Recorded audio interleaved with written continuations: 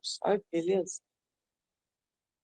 A princípio, empregaram contra ele as armas de uma outra época, as que outrora davam resultado contra as ideias novas, porque essas ideias eram apenas clarões esparsos que tinham dificuldade de vir à luz através da ignorância e que ainda não tinham criado raízes nas massas. Hoje é outra coisa, tudo mudou. Os costumes, as ideias, o caráter, as crenças. A humanidade não mais se emociona com as ameaças que amedrontam as crianças. O diabo, tão temido por nossos avós, já não mete medo. Rimos dele. Sim, as armas antigas entortaram-se na couraça do progresso. É como se, em nossos dias, um exército quisesse atacar uma praça forte, guarnecida de canhões, com as flechas, os arietes e as...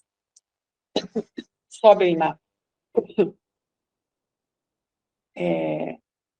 E as catapultas dos nossos antepassados. Os inimigos do espírito. Tá. Só um segundinho, só vamos comentar alguma coisa aqui sobre essa introdução. Então, aqui nós temos dois pontos interessantes para a gente observar, né? A missão em si, né? Que é, aliás, a lição em si, o texto em si, que está falando aqui sobre o progresso da doutrina e o plano de campanha de ataque à doutrina. Então, essa é uma das coisas que a gente vai analisar. E também a questão do sonambulismo espontâneo, né? Porque Kardec vinha falando, desde julho, na revista de julho, sobre esse fenômeno. Então, lembra que eles estavam de férias, eles iam entrar de férias, aconteceu o fenômeno, depois aconteceu de novo, e aí começou a ficar recorrente. Então, ele vai trazer aqui essa comunicação, né, para que a gente analise a comunicação, mas ele está pontuando que vem de um sonambulismo espontâneo aqui. E aí ele vai colocar ali que o médium ele começou a falar de um assunto, ele começou a falar de saúde, e depois ele foi trocando o assunto e ele acabou fazendo esse texto sobre os ataques à doutrina espírita naquele momento ali. Chama atenção o tempo, a duração que essa comunicação teve, né, que foi de 1 hora. O médium ficou 1 hora naquele transe sonambúlico ali, fazendo essa comunicação sem interrupção nenhuma. Bom, agora, indo para a comunicação ali. Ele vai falar aqui do incômodo causado pelo progresso da doutrina espírita ali, que as pessoas no início riam daquele processo, achavam que ia ser mais um modismo, né, a questão das mesas girantes. Depois esse processo foi tomando corpo, foi caminhando ali para o sentido filosófico da doutrina, né? Depois trazendo os caracteres religiosos ali, da questão moral do Cristo, e foi tomando um outro corpo ali. E aí eles mudaram, começaram os ataques, os anátemas, as perseguições à doutrina ali. Então, ele fala, cada vez que eles atacavam uma parte da doutrina, surgia 100 outros ali. Como se cortasse com a cabeça daquela serpente que nascia 4 quando cortava uma, né? Então, ele vai colocar aqui que no princípio dessa luta, eles usaram as armas de outra época para poder atacar a doutrina. E que essas armas que eles utilizaram não foram suficientes, porque o mundo tinha mudado. Então, quando vinham modismos, questões que ele chamou aqui de apenas clarões, né, que vinham trazer novos ensinamentos, novas ideias, essas armas funcionavam ali. Né? E as armas são essas, né, esses ataques, esses anátemas, essas perseguições. Ele vai falar depois ali que eles usavam a velha e boa forma de atribuir tudo ao diabo, né, e tentando colocar medo nas pessoas, que foi uma prática usada por 1000 anos, né, de dominação na Idade Média. Então, você tinha ali uma situação onde as pessoas elas eram ameaçadas, né, de serem excomungadas, ameaçadas de perder o seu lugar no céu, de serem expulsas daquele contexto religioso, com aquela autoridade papal, aquela autoridade dos bispos, dos cardeais, toda lá. Então, essas eram as armas que eles usavam, essa arma da imposição, dos ataques, né? Então, a igreja usava essa arma da questão do demônio, do diabo, e a ciência usava a arma do ridículo, né, de trazer aquilo como algo que não era, que era fruto somente das falsificações ali, dos ilusionistas e tudo mais, né, das prestidigitações, aquela coisa toda. Tanto uma como outra não funcionaram, né? O caso do demônio não funcionou, do diabo não funcionou, porque as pessoas já tinham mudado as suas ideias, não estavam mais abertas para esse tipo de de abordagem, né? Essa abordagem não fazia mais sentido, era a época da razão, né? Era ali o iluminismo, onde as pessoas já estavam buscando explicações e não estavam mais dando bola para aquela igreja dogmática e inquisitora e dominadora, né? Não mais. E no caso da ciência, também o ataque foi infrutífero. Por quê? Porque os fatos demonstravam o contrário do que eles estavam falando, né? Então, apesar de tudo que eles falavam, as mesas continuavam girando, os fenômenos continuavam acontecendo. As comunicações mediúnicas traziam informações que as pessoas não tinham acesso, que o médium não tinha acesso, né? Provas como, por exemplo, no sonambulismo mediúnico aqui, o espírito vai falar com a voz do desencarnado, ele vai ter os trejeitos do desencarnado, a forma de falar, né? As expressões iguais às dele. Então, tudo isso aí não adianta a ciência simplesmente falar, olha, isso não existe porque não existe. Não existe porque não pode ser provado. Então, ele começa trazendo aqui essas colocações, né, dessas armas que foram usadas contra a doutrina e que já não faziam mais efeito nenhum, porque já estavam ultrapassadas ali e necessitavam outras abordagens. Ok? Então, vamos ver como ele continua. Se quiserem falar alguma coisa, é só interromper. Aqui. Os inimigos... Aqui, né, Mário? É em cima, né? Os inimigos... Sim, as armas...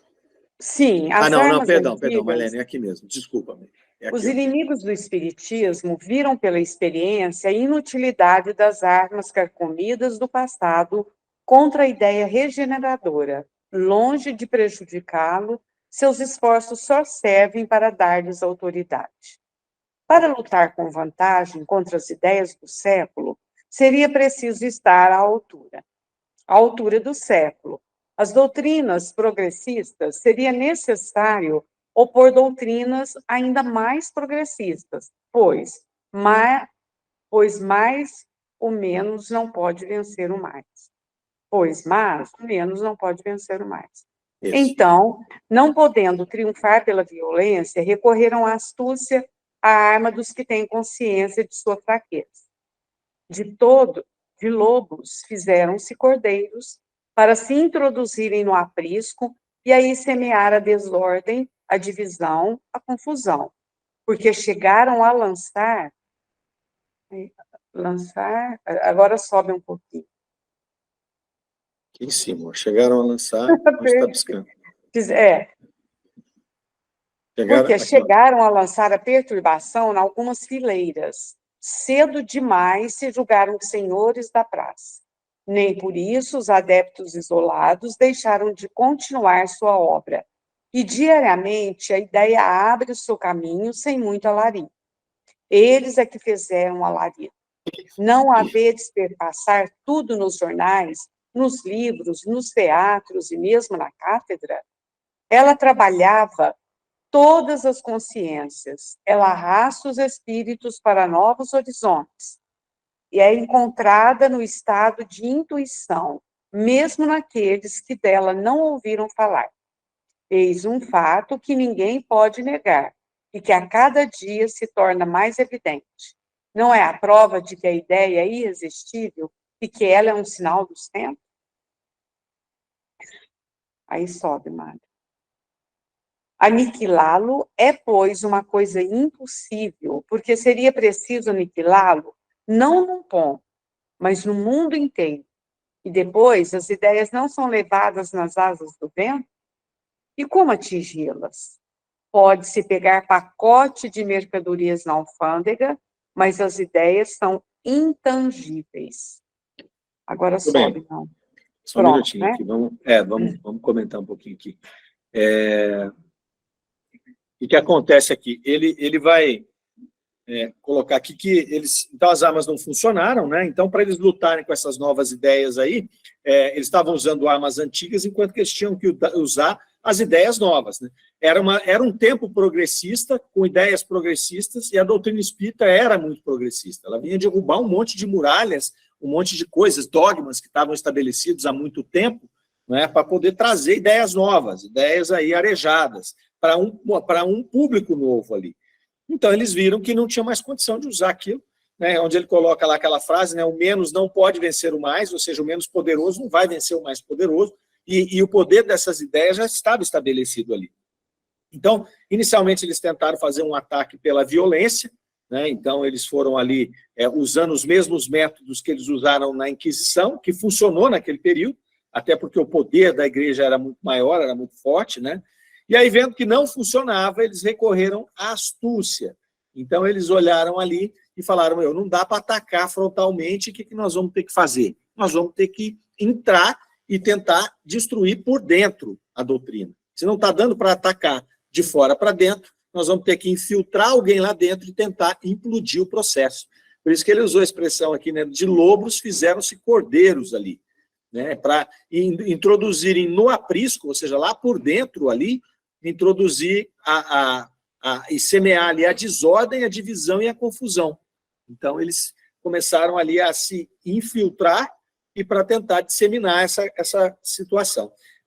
Se a gente for acompanhar aqui a história da doutrina espírita, tem um livro chamado Espíritos sobre Investigação, do Carlos Sete, foi lançado há pouquinho tempo aí, fez bastante propaganda, foi o pessoal da USE de São Paulo que lançou, que ele faz um levantamento histórico da doutrina de novo, usando fontes primárias, né? Então, ele usa só documentos que ele pôde comprovar, então não tem nenhuma história que foi contada por alguém que fez uma biografia, nem nada disso. São só documentos históricos.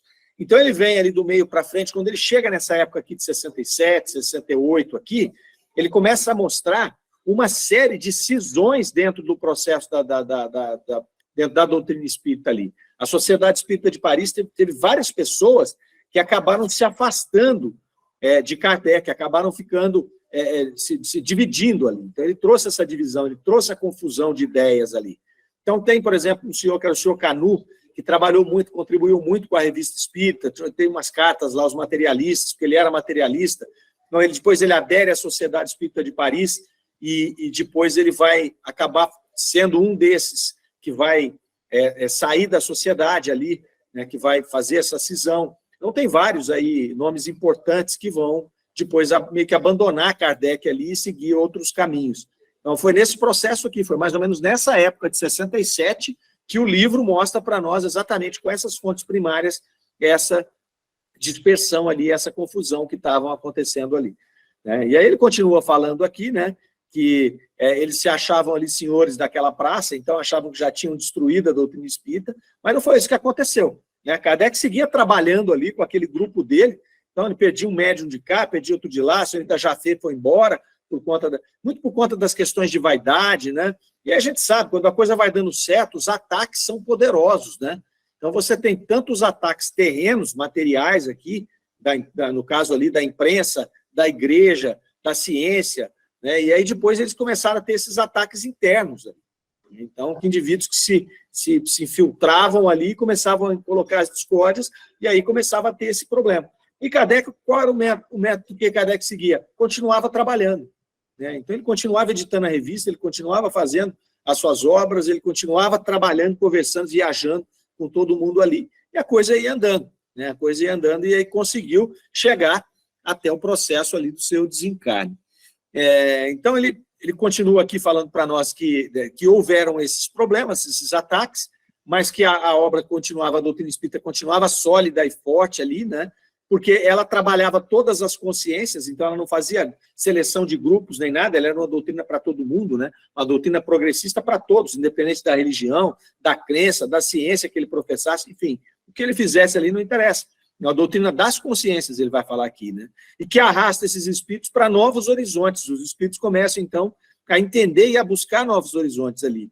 E que esses horizontes são encontrados ali, tanto pela razão daqueles que são os mais afeitos à razão, que é aquele que vai analisar, esquartejar, vai querer racionalizar todos os fatos, e também por aquele que é intuitivo, aquele que vai buscar, né, a concordância dessas ideias que são colocadas lá no fundo do seu ser, né, que está lá inato na gente.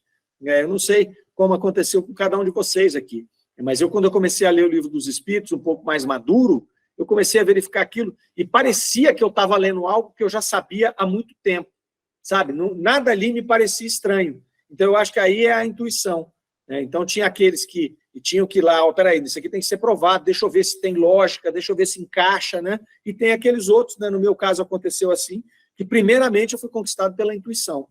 Depois eu fui buscando esse contexto lógico também, até por um dever de ofício, porque eu sou programador de computador, não sou de exatas. Então a gente acaba tendo que buscar manualzinho para tudo tem que ter lógica, senão não encaixa. Mas o começo, a minha aproximação, quando da minha primeira leitura com o Livro dos Espíritos, foi uma coisa muito intuitiva, de olhar aquilo e falar que faz todo sentido isso aqui. Né? Isso aqui é assim mesmo, não tem como não ser assim. Né?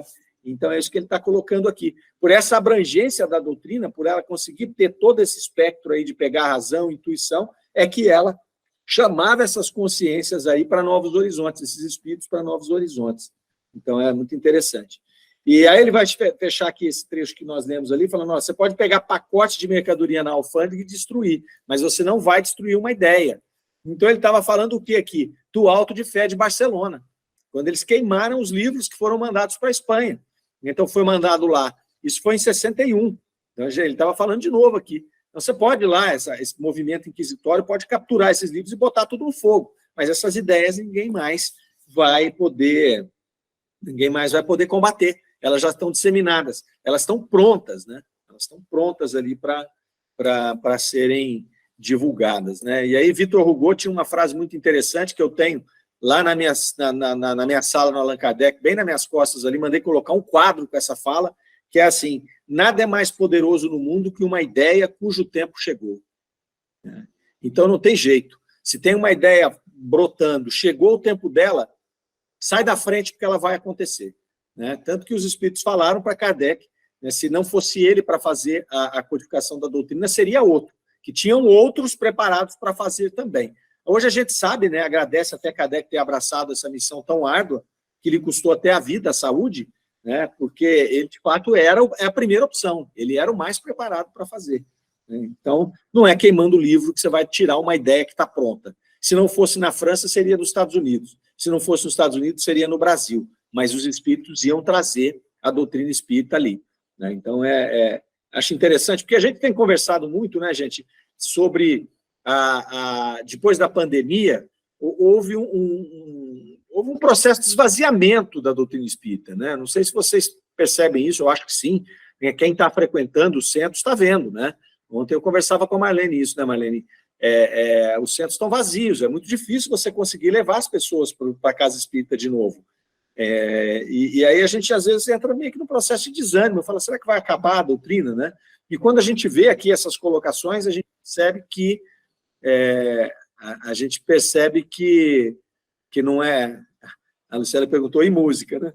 E a música, você está falando do quê, Lucélia? Se a música ainda chama a atenção, esclarece para nós aí. Mas o que acontece aqui?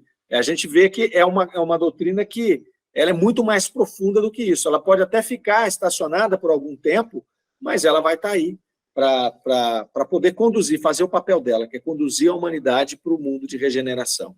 Né? Algum comentário?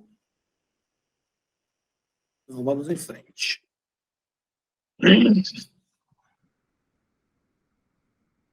Pode ler, né, Mário? Pode sim. O que fazer, então? Tentar apoderar-se delas para acomodá-las à sua vontade? Pois bem, é o partido pelo qual se decidiram. Disseram de si para si. O Espiritismo é o precursor de uma revolução moral inevitável.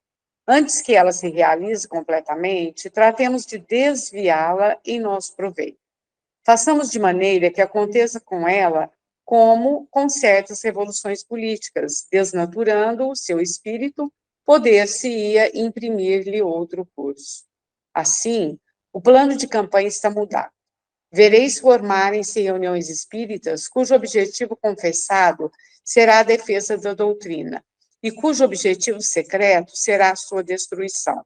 Supostos médiuns que terão comunicações encomendadas, adequadas ao fim que se propõe, publicações que, sob o manto do espiritismo, esforçar-se-ão para o demolir. Doutrinas que lhe tomarão algumas ideias, mas com o pensamento... Perdi, Mário. Mas com o pensamento de suplantá-lo. Eis a sua prova, eis a luta, a verdadeira luta que ele terá de sustentar, e que será perseguida encarecidamente, mas da qual ele sairá vitorioso e mais forte. Vamos parar só um pouquinho aí, ó. Não vai ter conversa, né? Vai vencer. É isso que ele está falando, né? Exatamente. A doutrina vai vencer. Mas olha só que coisa interessante, né? Isso aqui eu achei muito interessante, esse texto aqui, porque ele vem assim confrontar muito com aquele momento que estava vivendo a doutrina espírita. E é quase que uma colocação, veja só, a gente está em 67 aqui, em novembro de 67. Então, o Kardec tinha mais um ano e pouquinho de vida só, né? Ele vai morrer em 69.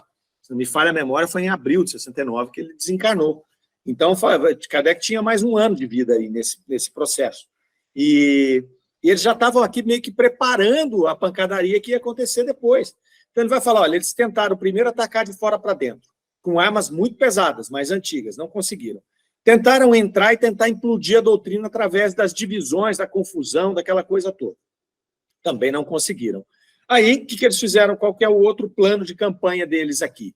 Entra lá, se apropria da doutrina e começa a deturpar, começa a colocar coisas estranhas. Porque a partir do momento... Por que a doutrina é tão sólida? Por que ela é tão sólida hoje? Porque quando você pega o Livro dos Espíritos, você pega o Livro dos Médiuns, você pega o Evangelho, até a Gênese, né? Porque a Gênese ela tem duas partes. Ela tem uma parte que Kardec vai explicar as questões da ciência da época e tem algumas partes que são instruções dos espíritos, que são coisas doutrinárias. Quando você vai para as coisas doutrinárias, ou quando você pega o Livro dos Espíritos, o Livro dos Médiuns, o Céu e o Inferno, né, é o Evangelho, você não encontra ponta solta ali, você não encontra coisas ilógicas. E Kardec tinha dito que o espiritismo caminharia com a ciência, para e passo com a ciência. Se a ciência descobrisse alguma coisa que estava escrito ali de maneira diferente, corrigia-se-ia a doutrina espírita. Mas nós estamos em 166 anos, inclusive 166 anos completados ontem, do lançamento do Livro dos Espíritos, ontem foi comemorado 166 anos, e nada foi alterado ainda. E olha o tanto que a ciência evoluiu de 1857 para cá. Né? 1857 tinha carro, gente. Não tinha carro, tinha carruagem, cavalo.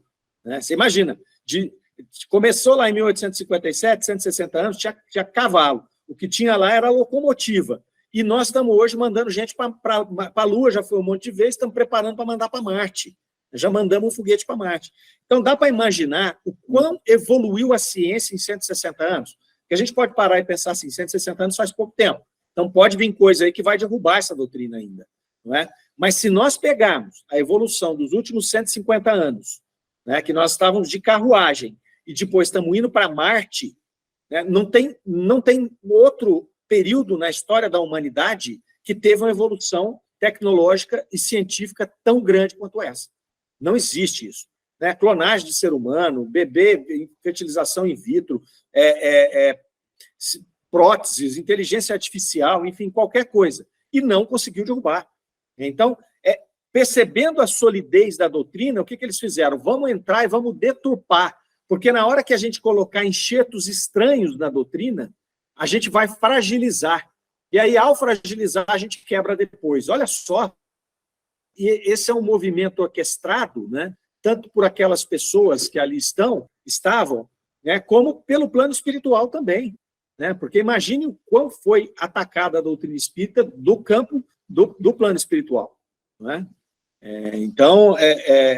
E aí, dentro desse processo, né, de desviar a doutrina, de deturpar, desviar o nosso proveito, como ele colocou aqui, desnaturando o seu espírito, a gente vai ver também nesse livro, que é muito interessante, se alguém tiver interesse de ler aí, esse livro que eu falei, Espírito sobre Investigação, ele vai mostrando ali como que eles foram se infiltrando e colocando, por exemplo, depois da morte de Kardec, conceitos de teosofia dentro da revista espírita. Tinha um outro movimento lá que falava da morte do espírito, também teve o seu movimento lá. Né? Teve muitas inserções de Rusteng ali, coisas que fragilizavam também conceitos que eram caros para Kardec, que estavam nas obras básicas. Então, isso tudo foi enxertos que foram fazendo ali, né, para fragilizar aquele material para depois poder quebrar com o tempo. Né? Mas aí, essa força da doutrina conseguiu ficar tão estabelecida que as obras básicas, as obras doutrinárias de Kardec, né, que foram feitas ali com aquele cuidado, kardeciano, eles não conseguiram pôr a mão, porque já estavam impressas, já tinham as suas edições ali. E elas é o que persiste até hoje. É o que persiste até hoje. E é o que faz com que, com o volume de obras que a gente tem, que trazem coisas antidoutrinárias, a gente ainda consiga estar mantendo a doutrina espírita dentro desse conceito de confiabilidade que ela dá. Né? Porque o melhor argumento que nós temos quando alguém vem questionar alguma coisa em alguma obra é: vá a Kardec. Volte a Kardec e veja o que Kardec escreveu sobre isso. Ah, mas o espírito fulano de tal falou que acontece assim. Como Kardec fala que acontece? Assim. Assim, nós temos certeza. Desse outro jeito aqui, tem que esperar, tem que testar, tem que avaliar. Não estamos nem dizendo que não é, né? Mas muitas vezes você vê situações que são cheias de falhas, espíritos que às vezes trazem, o médium não conseguiu captar, enfim, e o afã de publicar, né? Que não tinha o cuidado de Kardec, que esmerilhava as coisas, passava pelo Conselho Universal do Ensino dos Espíritos, né, fazia todo o trabalho dele de análise de razão de uma pessoa preparada. Né? Não vai pegar eu aqui para poder pegar uma obra mediúnica e fazer o trabalho de Kardec. Eu não estou preparado para isso. Imagina, Kardec tinha escrito já dezenas de livros, né? Quer dizer, tinha um conhecimento científico espetacular, né? Conhecimento de a cultura geral, de todos os assuntos. Então, quer dizer, esse afã de ter que publicar, esse ruído que a gente tem, né? Não ter uma figura como Kardec para fazer a curadoria daquilo que chega, leva a doutrina para esse caminho de fragilidade.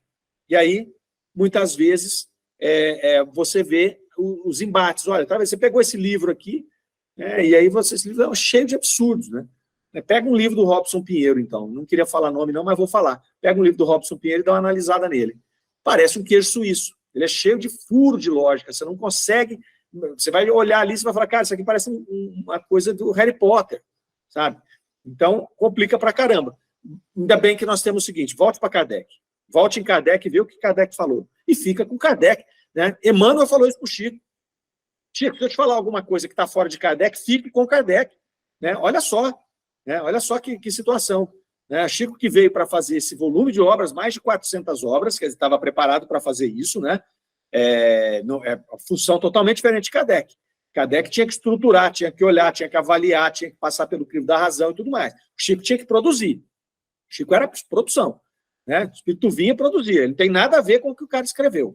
E aí vem Emmanuel, que foi o espírito que veio para acompanhar o Chico nessa missão e fala para ele: meu amigo, se eu te falar alguma coisa que está contra Kardec, fique com Kardec. Né? Fique com Kardec. O que ele está querendo dizer aqui? Ó? Nesse campo aqui, quem tem razão é Kardec. Então, nós não podemos perder esse argumento e esse arsenal teórico que é Kardec, jamais. O dia que acontecer isso, a gente acaba com a doutrina espírita. Enquanto a gente não fizer isso, nós vamos ter a doutrina espírita ela guardada num arcabouço ali, da mesma maneira que os hebreus fizeram com o Deus único. Se os hebreus, em algum momento da sua história, tivessem cedido a cultuar vários deuses para poder agradar A ou B, eles tinham destruído a ideia de um Deus único, que foi a grande missão que eles tiveram, de trazer até aqui essa ideia de Deus único. Né? Então, a gente tem que guardar a obra de Kardec, assim como os hebreus guardaram o Deus único. Isso aqui não é negociável. Vamos reescrever Kardec, igual tem muitas pessoas querendo falar hoje. Nós temos que reescrever, temos que colocar novas interpretações na obra de Kardec. Não tem que fazer isso. Não tem que fazer nada disso. Você pode fazer outra obra, colocando seus comentários da atualidade, comentando o que Kardec escreveu. Você pode fazer isso. Naquele tempo pensava-se assim, mas hoje pensa-se assado. Ok, mas ir lá na obra original e mexer, acontece igual estavam fazendo aqui, nesse texto que nós estamos lendo. É uma forma de tentar criar fragilidades para depois quebrar. É você pegar um metal rígido e tentar enxertar alguma coisa nele e ele vai ficar frágil e aí você quebra ele depois. Se você não tivesse feito esse enxerto, você não quebraria. Então, essa é a mensagem desse trecho aqui que eles vêm nos trazer. Ok? Isso está nos dois planos. Né? A gente sofre ataque do plano material e do plano espiritual. Vamos lá, vamos prosseguir.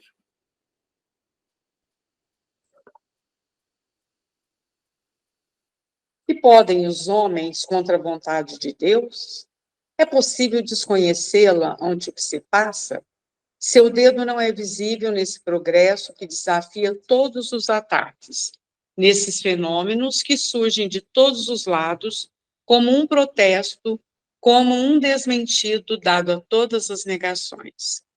A vida dos homens, a sorte da humanidade não está em suas mãos? Cegos. Eles não contam com a nova geração que se ergue e que diariamente supera a geração que se vai. Ainda alguns anos, e esta terá desaparecido, não deixando depois de si, senão a lembrança de suas tentativas insensatas para deter o impulso do espírito humano que avança a despeito de tudo. Eles não contam com os acontecimentos que vão apressar o desabrochar do novo período humanitário, com apoios. Sobe um pouquinho, Mário. Com apoios que se vão erguer em favor da nova doutrina, cuja voz poderosa imporá silêncio aos seus detratores por sua autoridade. Oh, como estará mudada a face do mundo para aqueles que virem o começo do próximo século? Quanta ruína eles verão em sua retaguarda e que esplêndidos horizontes abrir-se-ão à sua frente? Será como a aurora afugentando as sombras da noite. Aos ruídos, aos tumultos, aos rugidos da tempestade, sucederão cantos de alegria.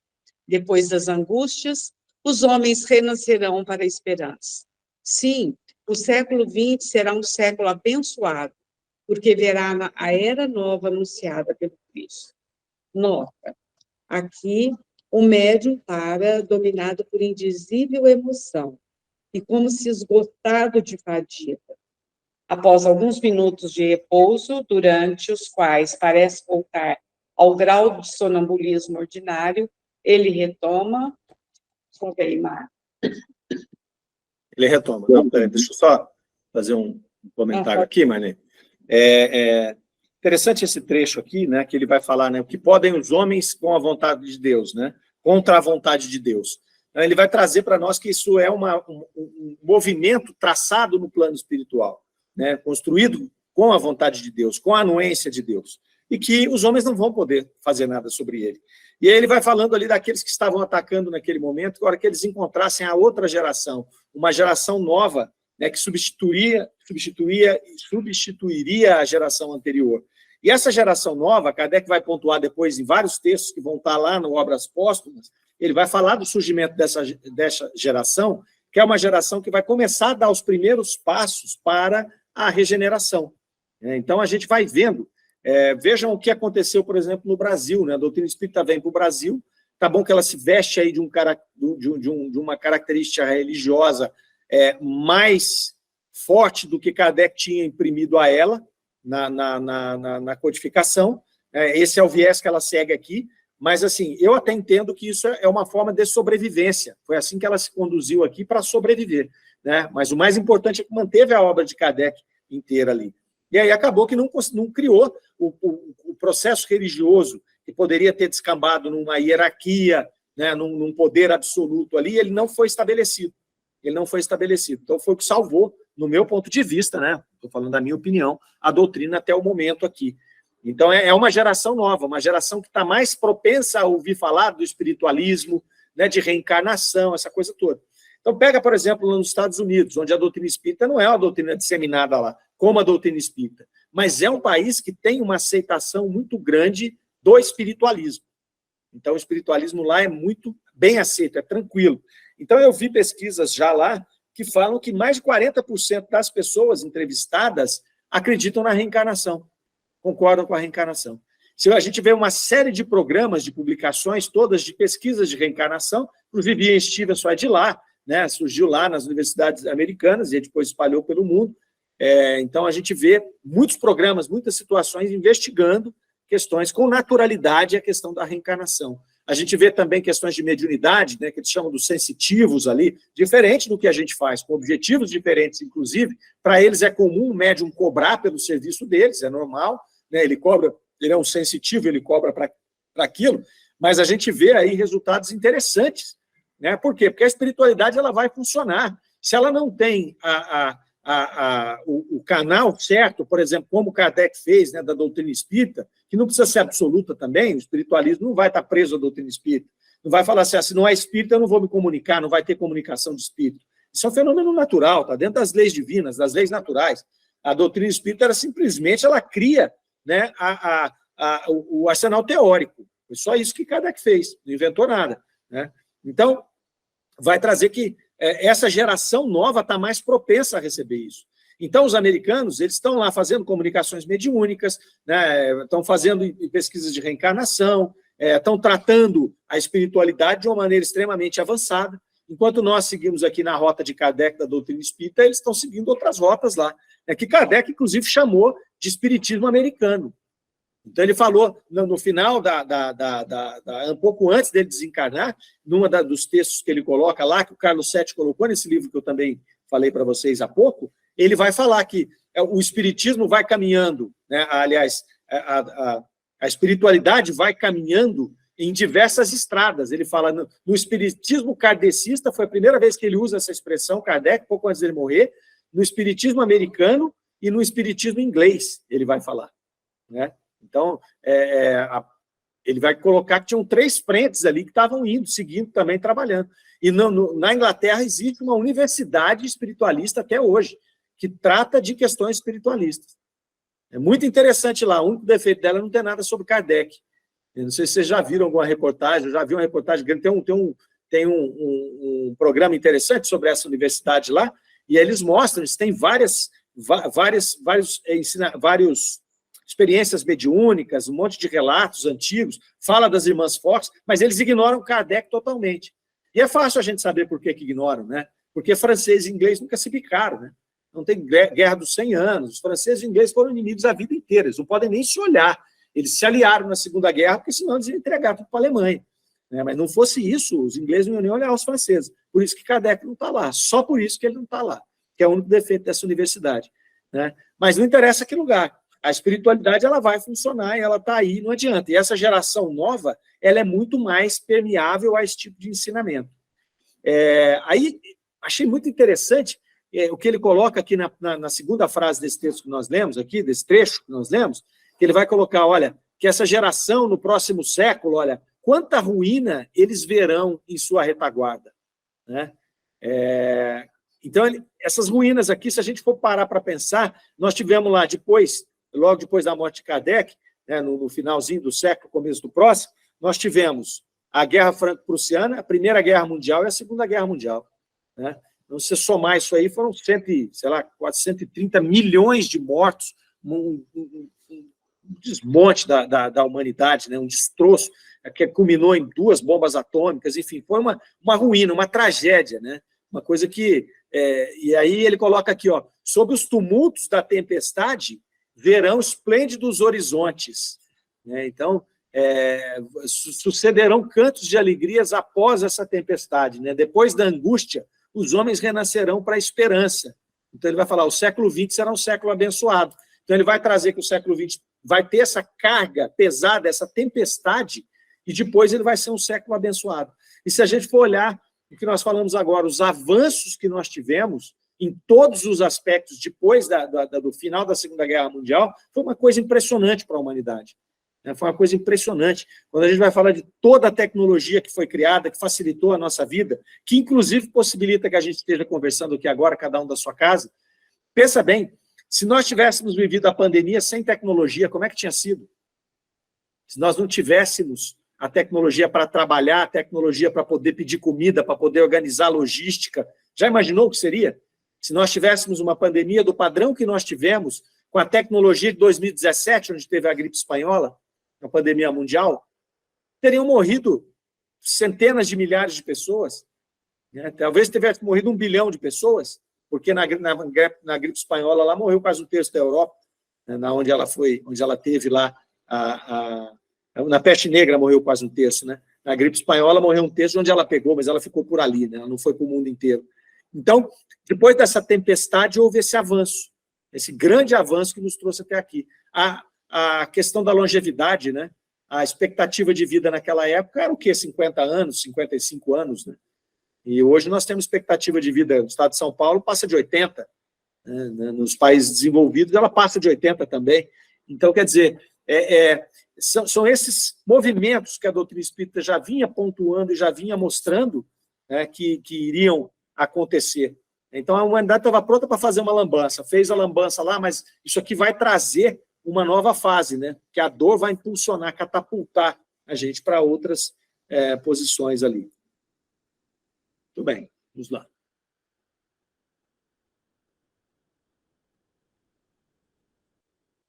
O que eu vos dizia, eu, então? Vós nos faláveis do novo plano de campanha dos adversários do Espiritismo. Depois falastes da Era Nova. Continuo. Enquanto esperam, disputam o terreno plano, palmo a palmo.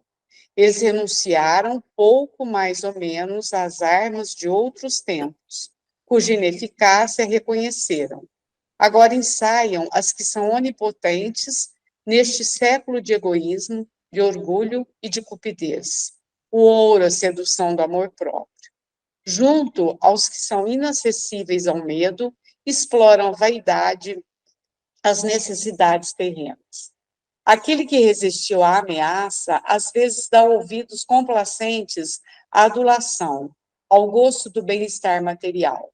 Prometem pão ao que não o tem, trabalho ao artesão, freguesia ao negociante, promoção ao empregado, honras aos ambiciosos, se renunciarem às suas crenças. Espera que eu li errado.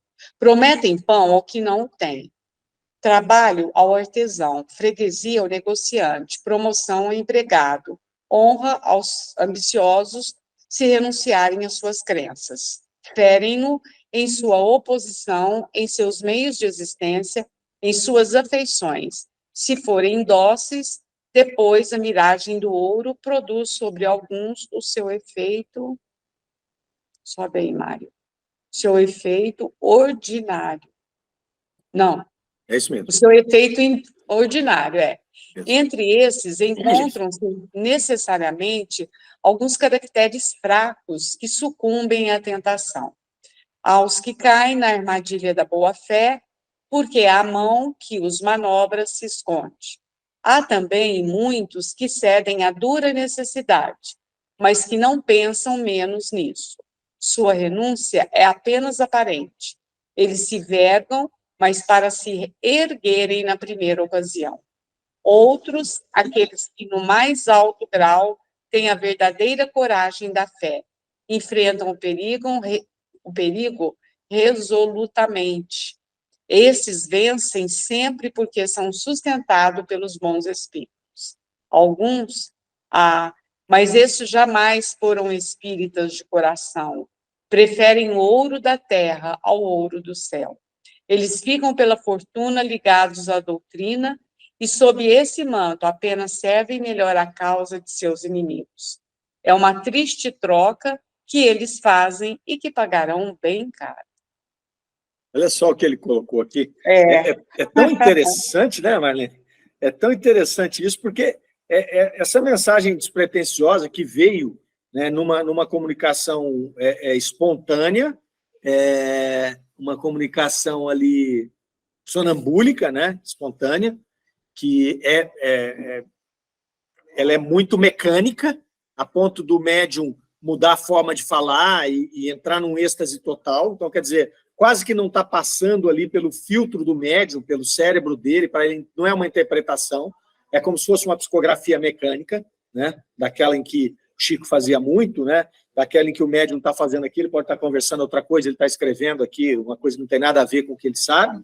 Então, esse é um tipo de comunicação nessa linha, e ele vem trazendo esse encadeamento de ideias que vai mostrando o que aconteceu, o que está acontecendo, e agora ele entrou num campo do que vai acontecer. Então, vejam que ele falou aqui da Era Nova, de como seria a recepção da espiritualidade, né, do espiritualismo, falou das tragédias que iam acontecer e dos novos horizontes que iam ter. E aqui ele vai falar depois, tá, que eles vão esperar e vão tentar ganhar terreno palmo a palmo. Então, quando ele começa a fazer essa descrição aqui do que vai ser essa próxima luta, ele está descrevendo aqui o avanço do materialismo. Então, falou, olha, tentou atacar com as armas velhas, não conseguiu. Tentou implodir entrando por dentro, dividindo, não conseguiu. Vão tentar quebrar, trazendo coisas novas, enxertos, para destruir. Não vão destruir. E aí, o que eles vão fazer? Eles vão aqui usar uma outra arma, eles vão usar a arma do materialismo. E essa ele pega pesado, né? Porque o que vai acontecer? Pega aquele homem que vem no iluminismo, que vem achando que ele vem cansado de qualquer questão espiritual, porque ela foi dogmática durante 1000 anos, e ela atrapalhou o processo de pensamento desse ser que estava ali. É um ser que é muito tecnológico agora, muito cientificista agora, então ele é refratário a qualquer coisa que soe uma situação mística ou uma situação que pode voltar a ser dogmática. É um ser que vai vir, né, de uma pujança depois do processo de guerra, e aí ele vai estar muito acessível a quê? Ao materialismo. E aí ele vai falar aqui, ó, o que eles vão fazer? Eles vão usar as armas disponíveis do século, o orgulho, o egoísmo e a cupidez ali. Então, eles vão dar ouro para quem tem quer dizer, o ouro é a sedução do amor próprio, né? Então, eles vão explorar ali a vaidade com as necessidades terrenas. Então, ele vai falando, nós vamos entregar para o homem aquilo que ele ainda está sensível a receber. E aí você vai destruir. Então, eu não vou mais destruir a doutrina espírita e a espiritualidade denegrindo o fato em si. Ele está aí. Eu não consigo com ele mais. Então, eu tenho que fazer o quê? Eu tenho que tirar a atenção dos homens. Então, eu reforço o materialismo, né, e eu entrego o ouro para aquele que é vaidoso, eu entrego o orgulho para aquele que é orgulhoso, né, a vaidade, e aí eu vou entregando. E nós, espíritos da terceira ordem, nesse caso, né, na Europa, caímos igual patinhos. A Europa caiu igual patinho nessa brincadeira, porque a doutrina espírita e o espiritualismo foi praticamente dizimado da Europa depois da morte de Kardec. Passado alguns anos, isso foi perdendo força, a ponto de que... Só que aí, todo mundo atirou nesse lado, mas quem ganhou foi a parte científica, que é materialista, porque a própria igreja acabou na Europa, né? Então, hoje você visita a Europa, as igrejas todas viraram centros de concerto. Não tem missa nas igrejas da Europa. Não tem padre. Você acha missa na igreja, tem uma ou outra igreja maior que conseguiu sobreviver, e quando você vai a uma missa, você chega no lugar que está tendo uma missa, tem 5, 6 pessoas na missa. Então, não tem. Eles acabaram implodindo o processo inteiro lá, né? Então, graças a Deus, né, isso já era uma coisa planejada, tinha a nossa galera aqui no Brasil, né, tinha os americanos para receber isso, tinha os ingleses para segurar as pontas lá na universidade dele, de uma maneira mais cientificista, e tínhamos nós aqui, que era uma mistura de raça, preparados, ainda sensíveis à questão da espiritualidade, à questão da religiosidade, né? Então, dá um corpo aí para a doutrina espírita mais religioso, faz um sincretismo religioso, que misturou caracteres da Igreja Católica dentro da doutrina espírita, misturou em alguns locais até de religiões africanas, mas muito mais da Igreja Católica, né? E seguiu a vida, e conseguiu sobreviver dessa maneira a doutrina espírita. Então, é muito interessante. Então, ele falou, alguns vão cair nisso aqui e alguns vão sobreviver, alguns vão conseguir aí seguir em frente, né?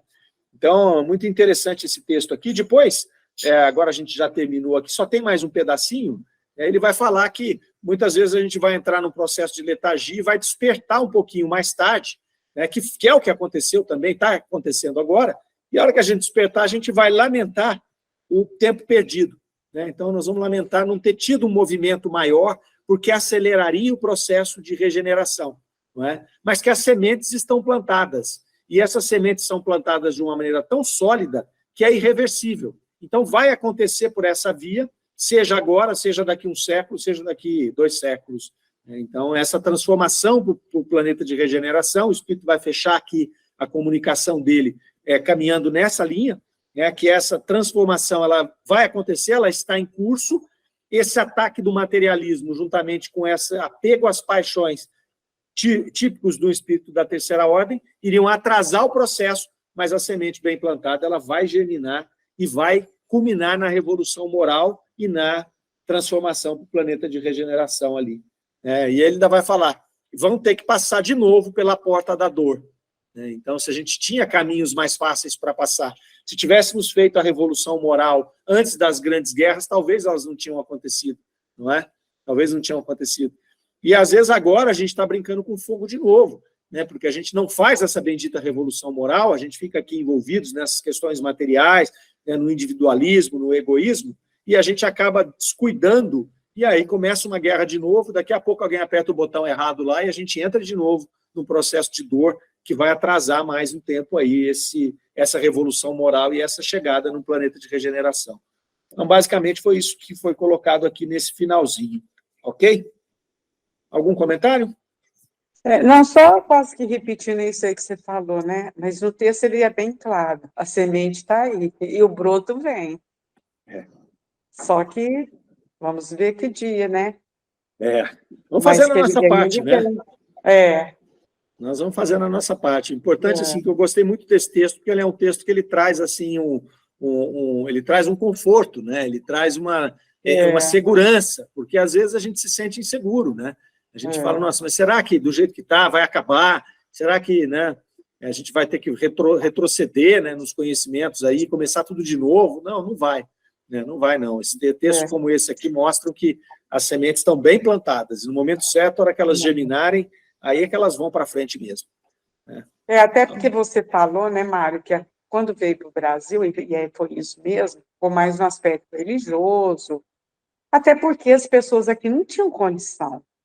As pessoas naquela época não tinham. Você vê que o espiritismo veio rapidinho para o Brasil. Não tinha, acho que nem livro traduzido.